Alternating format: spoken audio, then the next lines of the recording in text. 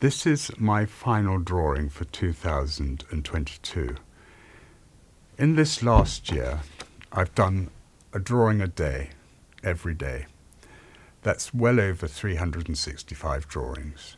And they're part of a project I set out to do. And I'd like to tell you something about how it came about.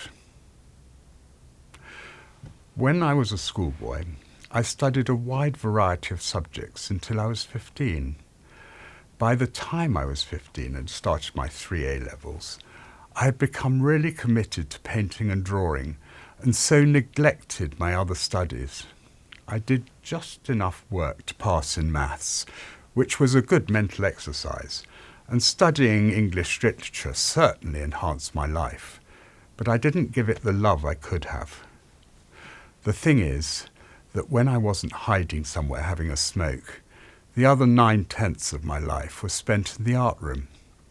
I had a key to the building, and I would get up before dawn and do a couple of hours' work before breakfast.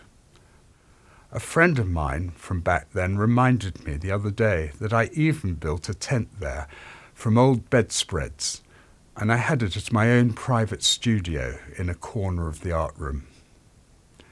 It sounds like I was a difficult child, but I was obsessed. Then I got to art school. Life in London and the freedom to drink in pubs and clubs and meet new people began to demand my attention. And very soon after that, children, family and financial obligations distracted me further still. I continued to draw and paint most days, but putting in the hours became continuously harder. I think a lot of people find this in their lives. When I took up teaching, I met many women who, having had children, were trying to find the creative path that they'd left due to their family commitments. And like me, the flame still burnt inside, even if at times it was just on pilot light. Raising children demands so much from you, and a lot of the work generally falls to mothers. And so they turned to a weekly art class to light up the way. I went for a few classes and workshops, and it helped. But I also felt that the real answer was buried inside myself. I don't know if you have to be a self-centered bastard to become successful as an artist, but I'm sure it helps.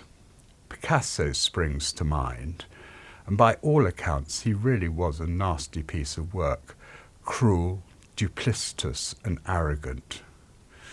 Of course, he did some good drawings, and as I wanted to show you a picture of him for this video, I copied his self-portrait, aged 18, from 1899.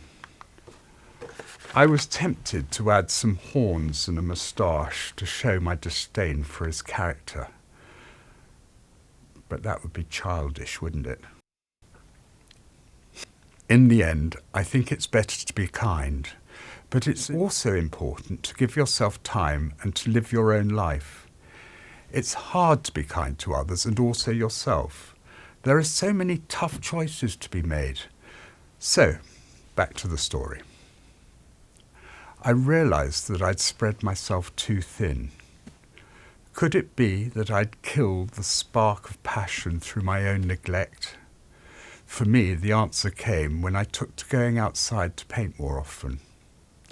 I found plein air painting, as it's known, to be a wonderful way to reconnect with my love of drawing and painting. It's incredibly exciting.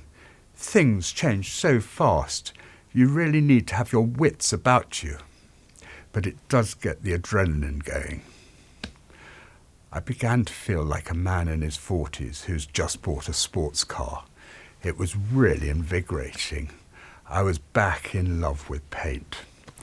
I now started to really think about what it means to look and what a picture is.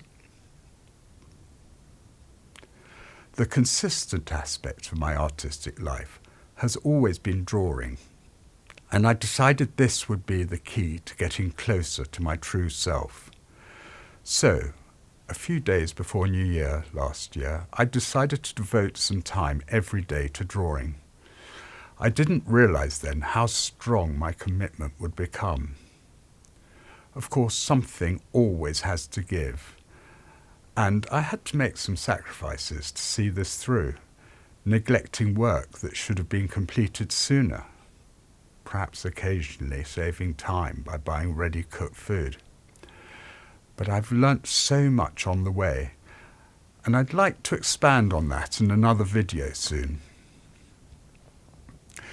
You may also have a creative project in mind, something you wish you did or had done. If so, remember that studies show that 5 minutes of practice a day produces greater growth than 7 times 5, that is 35 minutes of continuous work a week. Of course, 5 minutes turns into 10, turns into an hour, and so on. Also, you don't have to start on New Year's Day. Today's fine. Remember what Chuck Close said. Inspiration is for amateurs. The rest of us just turn up and get to work. Bye for now.